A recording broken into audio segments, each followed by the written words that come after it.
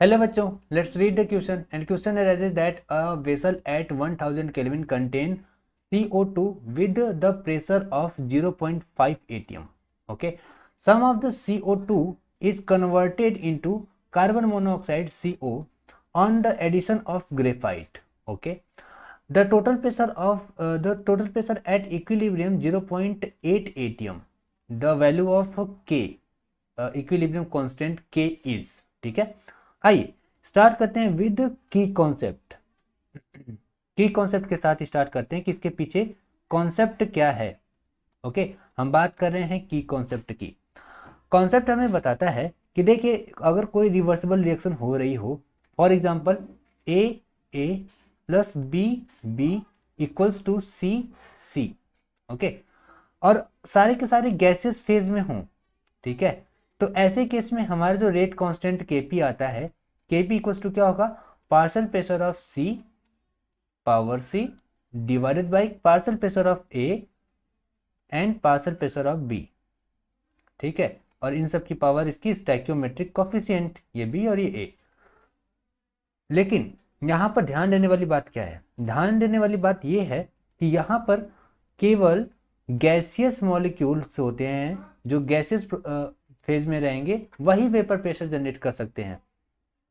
Solid and liquid can not generate pressure, ये pressure generate नहीं कर सकते।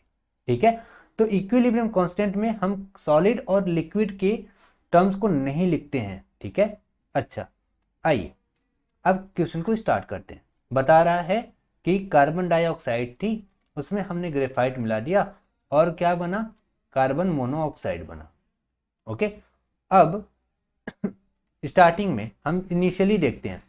इनिशियली अगर हम चेक करें तो इनिशियली क्या था, at T time equals to 0 पे। ओके, इनिशियली इनिशियल पोजीशन यानी टी इक्वल्स टू 0 पर ये 0.5 था। ओके, इसका हम नहीं रखेंगे क्योंकि ये देखो, ये गैसियस फेज में है, ये सॉलिड फेज में है और ये गैसियस फेज में है। ठीक है, तो सॉलिड का तो हम वेपर प्रेशर रखते ही नहीं है। ठीक है, अच्छा, और CO ये तो अभी रिएक्शन स्टार्ट नहीं हुई तो ये 0 था। बट इक्विलिब्रियम पोजीशन पर क्या हुआ कि ये कुछ घटा होगा, मान लो x घटा, तो बचा कितना, 0.5 माइनस एक्स। CO कितना बना होगा, चूंकि 2CO है तो ये 2x बना होगा, है ना। अब हमसे कह रहा है कि इक्विलिब्रियम पर टोटल प्रेशर P टोटल कितना है, 0.8 एट इक्विलिब्रियम। ओके, तो इसे कैलकुलेट कर लेते हैं। इक्विलिब्रियम पर ये सारे भी तो प्रेशर हैं, यानी 0.5 माइनस एक्स प्लस 2x, यही हो जाएगा इक्वल्स टू 0.8 के। अगर हम यहाँ इसे सॉल्व करें तो 0.3 इक्वल्स टू एक्स, यानी x की वैल्यू कितनी आ गई, 0.3। इसी x की वैल्यू को उठा करके यहाँ पर हम रख देंगे।